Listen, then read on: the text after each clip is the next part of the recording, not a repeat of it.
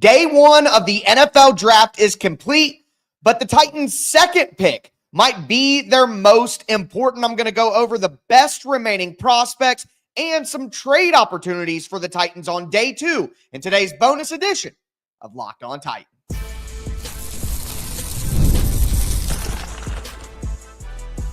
You are Locked On Titans, your daily Tennessee Titans podcast, part of the Locked On Podcast Network. Your team every day. Welcome to this bonus edition of the Locked On Titans podcast, recapping day one of the NFL draft, looking ahead to day two for the Tennessee Titans. Again, the Cam Ward pick, absolutely incredible and very important, but day two might be just as important for the Tennessee Titans. Are they going to trade down? Are they going to stick and pick? There are some incredible prospects remaining, including Luther Burden, who might be my perfect pairing for Cam Ward. But before we get into all of that, I do want to thank you for making the Locked On Titans podcast your first listen each and every day. Thanks for being an everydayer here with me Monday through Friday. Tennessee Titans content all year round, always for free. Make sure that you get subscribed, stay subscribed. It's your team every day. But the Tennessee Titans take Cam Ward, and then as we kind of expected them to do, they just sit around for the next 31 picks, watch the rest of the NFL go crazy. I cannot believe that the Atlanta Falcons made that crazy trade up with a first-round pick to get James Pierce. I really don't like that the Jaguars came up and got Travis Hunter. That's a very good player, but nonetheless, happy that the Tennessee Titans get Cam Ward, and now they have the third pick in the second round, pick number 35.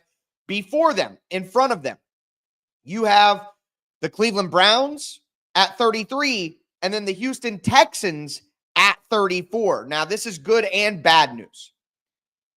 Number one, I think it's kind of good news because there are two quarterbacks in Shedeur Sanders and Jalen Milroe, and even Tyler Shuck, who you could include, that are still on the board.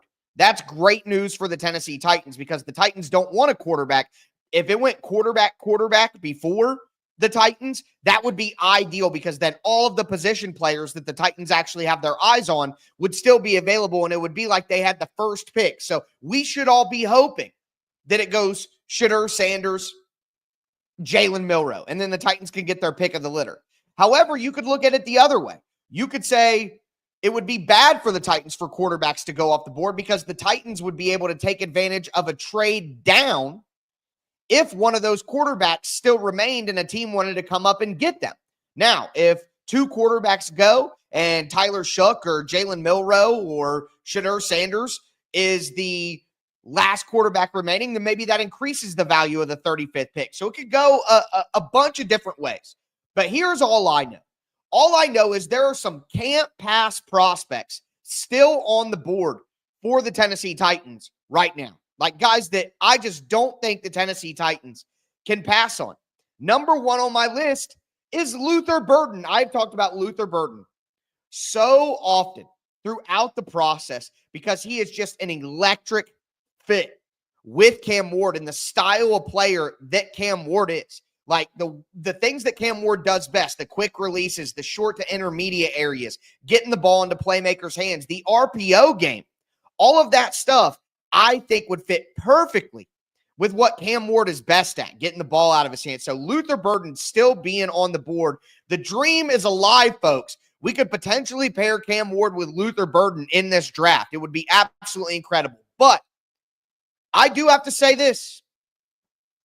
I think there's another player on the board who is a can't pass prospect who also has off-field character concerns, but I think it's the guy who the Titans would actually take.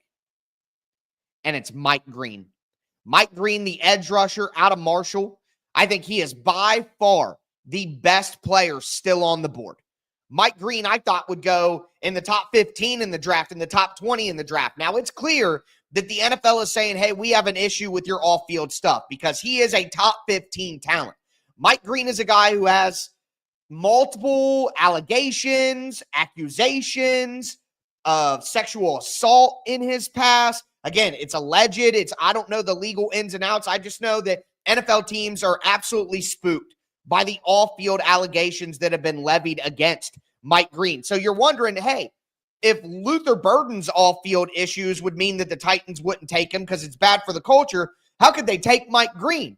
Well, the reality is, I think Mike Green is a way more valuable player to the Titans. I think the Titans value Mike Green on their board ahead of Luther Burden. I think the off-field concerns are one thing, but I think there might be some concerns with Luther Burden just as a football player, along with the off-field stuff. His ability to run routes, his releases at the line of scrimmage, can he play against press?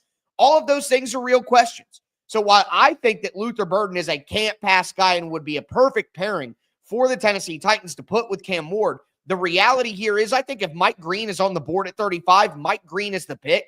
And now the Tennessee Titans get 2 top 15 overall talents at the 2 most important positions in all of football, quarterback and edge rusher.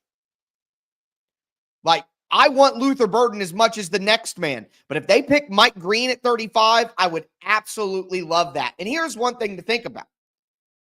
The Cleveland Browns took Mason Graham, defensive line. Are they going to take Mike Green? The Texans have Will Anderson, Danielle Hunter, Danico Autry.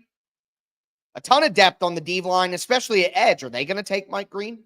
Probably not. Now, somebody could absolutely trade up in front of the Tennessee Titans. But again, if someone trades up in front of the Titans to get Mike Green, or the Browns take Mike Green and just say, hey, we're all in on D-line, then that means the Texans aren't taking a quarterback. So even if the Texans trade out, if the Browns take Mike Green, the Texans trade out for someone coming up to get quarterback, that means one of Shedeur Sanders, Jalen Milroe are going to be available at 35, and the Titans could absolutely leverage that into a trade back.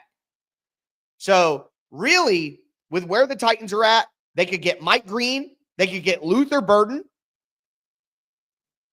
they could be in a great position to trade back. No matter what you want to say or no matter how you want to slice it, this first round has been incredible for the Tennessee Titans.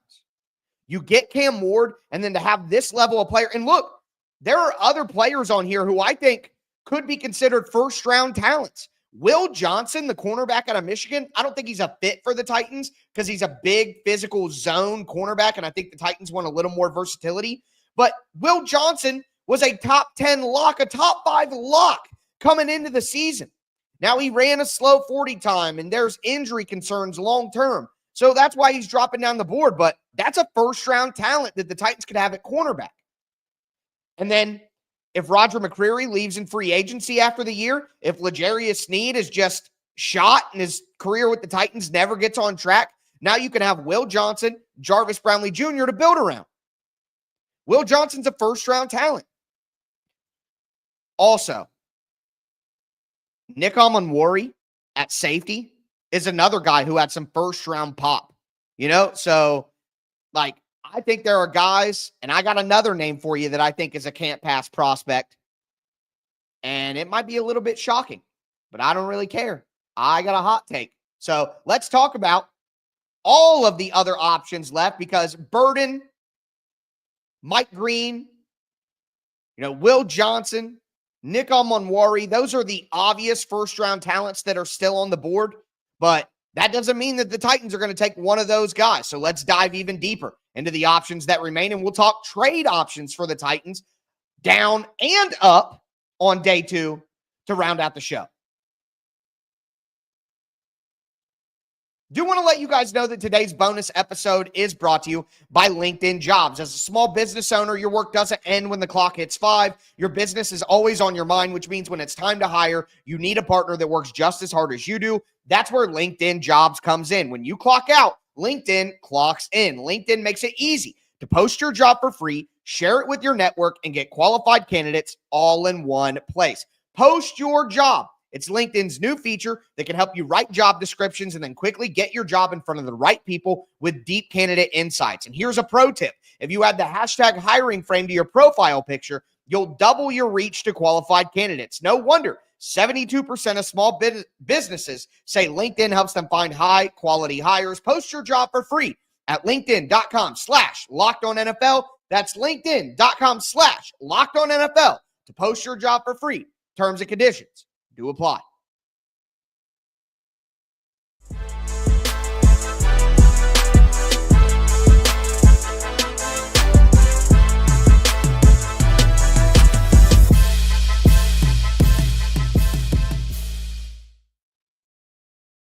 Let's continue today's bonus edition of the Locked On Titans podcast, breaking down everything that you need to know heading into day 2 for the Tennessee Titans. We talk my top prospects that are available, but now I want to get into some other guys that could be options for the Titans at big positions of need. We're also going to talk trades at the end of the show. Before we continue, thanks again for making Locked On Titans your first listen each and every day. If you're watching live on YouTube right now, let me know what prospect you want the Tennessee Titans to take at pick number 35. If you're listening in the morning on Friday morning, hit me up on Twitter and let me know at Tic Tac Titans. But with that being said, again, I'm going to go position by position here in the positions I think make the most sense for the Titans edge rusher. We talked about Mike Green, but outside of Mike Green, who's a can't pass prospect at 35 for me, Donovan Eziraku out of Boston College. He's a speed rusher with incredible production.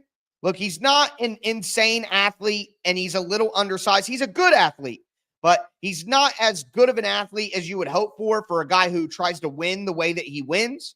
He had a quick 3-cone and short shuttle, though, so the agility is there. He's got bend, a little undersized for what I think the Titans want at 6'3", 248, but an incredibly productive player who some thought would go in the first round.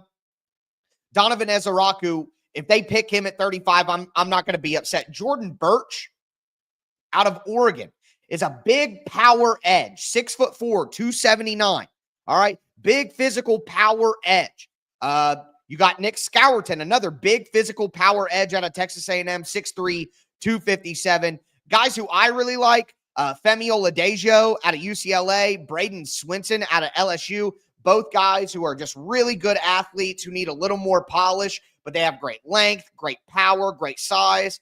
Swinson is way more developed as a pass rusher. I would really like Braden Swinson. So those are all guys that make sense. Landon Jackson, Princely Omami Ellen. I mean, there are so many edge rushers here, but at pick 35 without a trade down, for me, Mike Green and Donovan Eziraku are the only logical picks. Maybe Nick Scourton is a guy that I would put in there, but I would limit it to those guys. Green, Eziraku, and Scourton.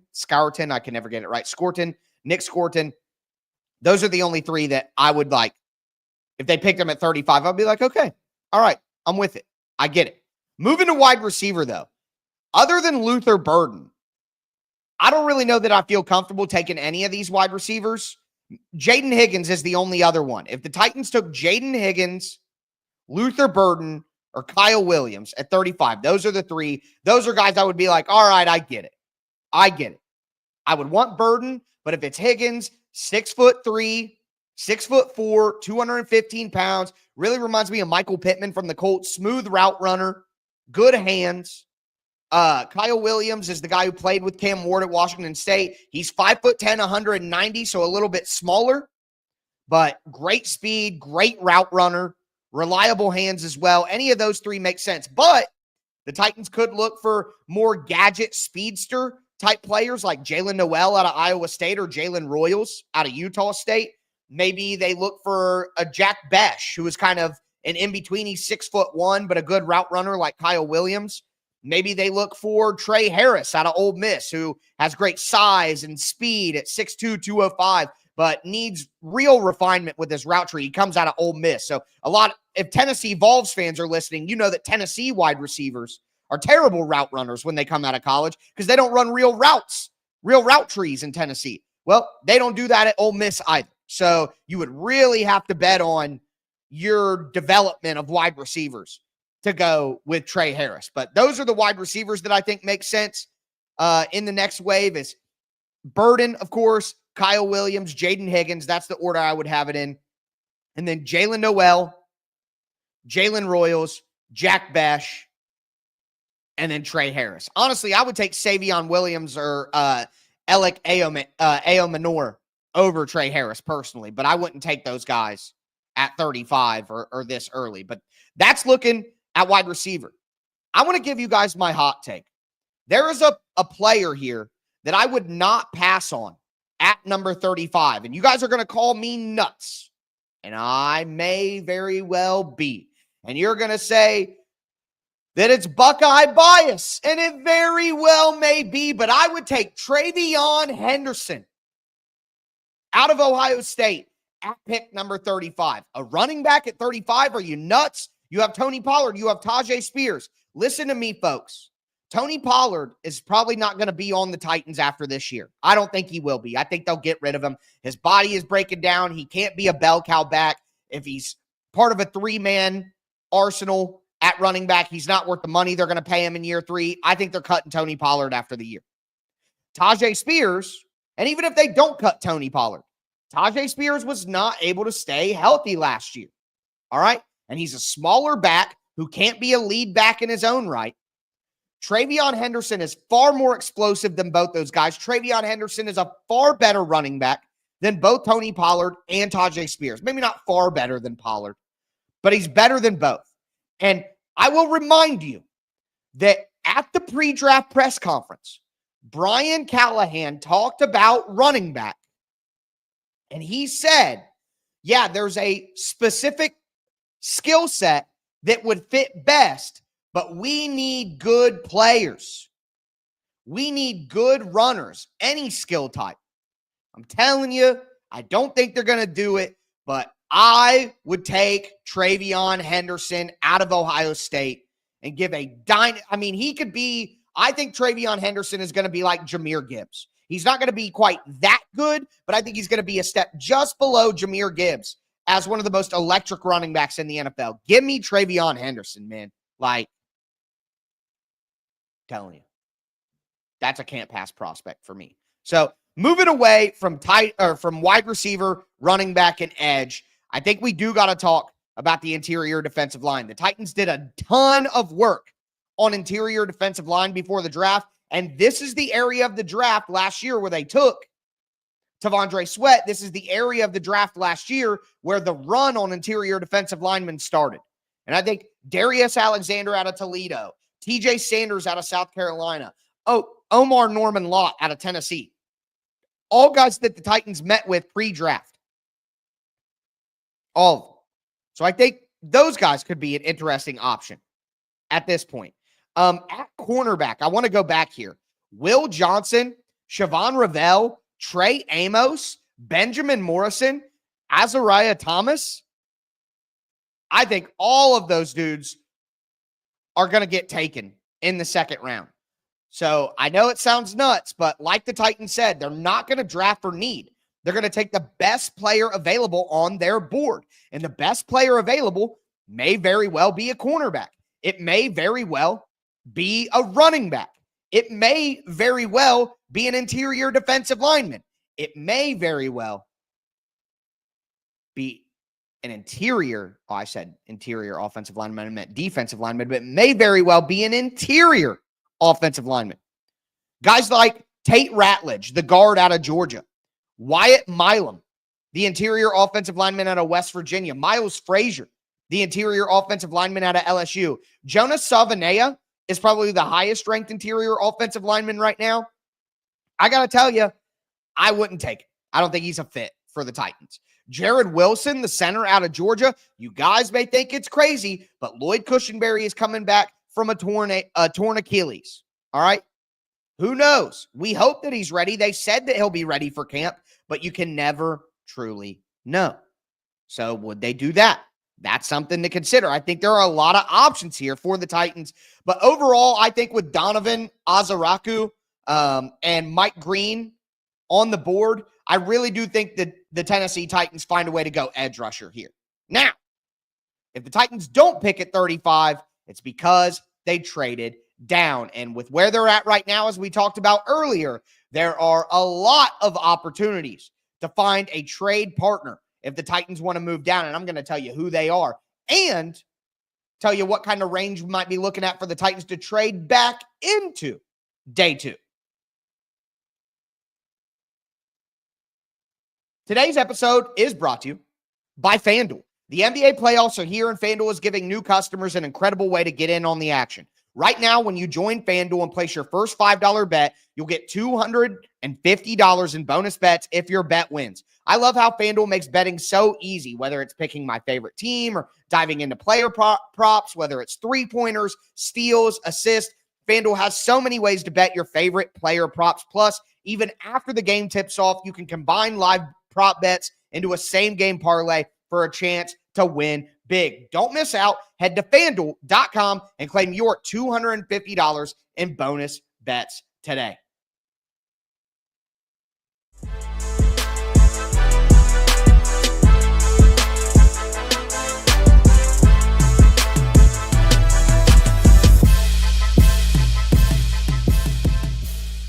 Titans fans, let's cap off today's edition of the Locked On Titans podcast. It's a bonus reaction episode every single night of the NFL draft. Friday night, Saturday after they finish, I'm going to be going live to recap everything that happened. And then on Sunday night, I'll have my normal episode out doing grades on the draft. We have so much content coming forward. I'm going to have film content on the film channel all week on the draftees. Cannot wait to dive into all of it with you guys. But we do need to focus on what's directly ahead of us, and that's day 2 of the draft. We talked about the best remaining prospects at all the positions I think matter, my can't-pass prospects. Now let's talk about some trade possibilities for the Tennessee Titans. And obviously, we talk about pick number 35 and the Titans trading down. So look at who remains on day 2 behind the Tennessee Titans. All right. The Browns are at pick 36. So the Browns have 33 and 36. What if the Browns go Mike Green and then they trade up with the Titans one spot and give the Titans a 3rd-round pick for one spot, and then they take their quarterback? I'm just saying. The Raiders still sit at 37, okay? And the Raiders have Geno Smith, but Geno Smith is 35. So what if the Raiders want to go up and get Jalen Milroe, go up and get Shedeur Sanders? We know that Tom Brady is very fond of Shedeur Sanders. Let him sit behind Geno Smith. They play in a dome in Vegas. That doesn't, the weather and stuff doesn't affect Shedeur Sanders. Perfect. The New Orleans Saints. The Saints sit at pick number 40. The Saints have multiple. They have 71 and 93, multiple 3rd-round picks that they could part ways with. The New York Jets sit at 42. They have Justin Fields, but wouldn't they love to get Jalen Milroe behind Justin Fields to develop? You go down even further.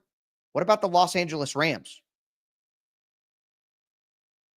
The Rams made a trade, a big trade down. All right, they got a bunch of extra capital, and now they sit at 46.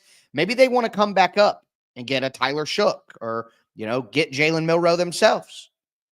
And then the last team that I want to mention here is the Seattle Seahawks. The Seahawks sit at pick number 50.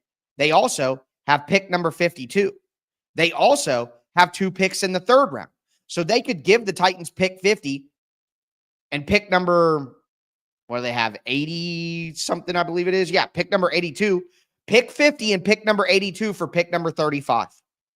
And then the Titans get one of those wide receivers I talked about, a Kyle Williams, a Jaden Higgins, a Jalen Royals, a Jalen Noel. They get one of those guys at pick 50. And they have pick 82. And then they can go back and get a Femi Oladejo or get a Landon Jackson or get a Nick Scourton or get a Princely Umami-Ellen at edge or get a Wyatt Milam or get a Tate Ratledge at guard or a Darius Alexander or a TJ Sanders or an Omar Norman Lott or what have you. Like, there are so many possibilities for the Tennessee Titans right now to make a trade back. It is wide open. Now, again, there are can't-pass prospects who I would not pass on. But at the end of the day, the Titans are trying to build a culture. And if you have Luther Burden and Mike Green, both guys with off-field problems, is that the way you want to build the culture? Or would you rather trade back, maybe get somebody later in the draft at those spots and build it the right way? I mean, I'll take the talent. Like, at the end of the day, talent wins. I think Mike Vrabel said it recently, and I agree with him. If you could win an NFL championship with all good guys, then sure, but that ain't life. All right, some of these guys are a little rough around the edges. Some of these guys like to get in trouble. Quite frankly, if I was a draft prospect and I was 21 years old, I'd be off the board because I was getting in a lot of trouble. More trouble than I think some of you guys realize I was getting into. So I can't hate. I learned my lesson last year with T'Vondre Sweat. You never know with this off-field stuff. It might not matter. So, look, if we're not worried about that, I'm taking Mike Green. I'm taking Luther Burden. Again, Travion Henderson, can't pass prospect for me. Those are my top three. Donovan Ezaraku, those are my top four, can't pass. But, man, there are a lot of good trade options here. Now, I do want to also mention this. If the Titans sit at 35 and take one of these can't pass prospects who's a first-round talent on their board, then people are going to be like, wait a minute now, how are they going to find a way to get back in day three? Such a strong middle class in this draft of just starting level players that aren't high upside guys. Like, how are the Titans going to manage this? I think it's very likely the Titans could take pick 121 and one of their last three picks. They have 167, 178, and 180. Okay, so here's the Titans' remaining picks. They have 35, and then they have 103, they have 120, they have 141, they have 167, 178, and 188. So the Titans have 7 picks left. I think they can take 103 and 167. They can take 120 and 167. They could take, 103 and 141, 103 and 120 if you're nasty, and make a move up into that last 30 picks, last 25 picks of the third round. And I think that would be my preferred method. I would rather the Titans stick and pick at 35 with the talent that's on the board,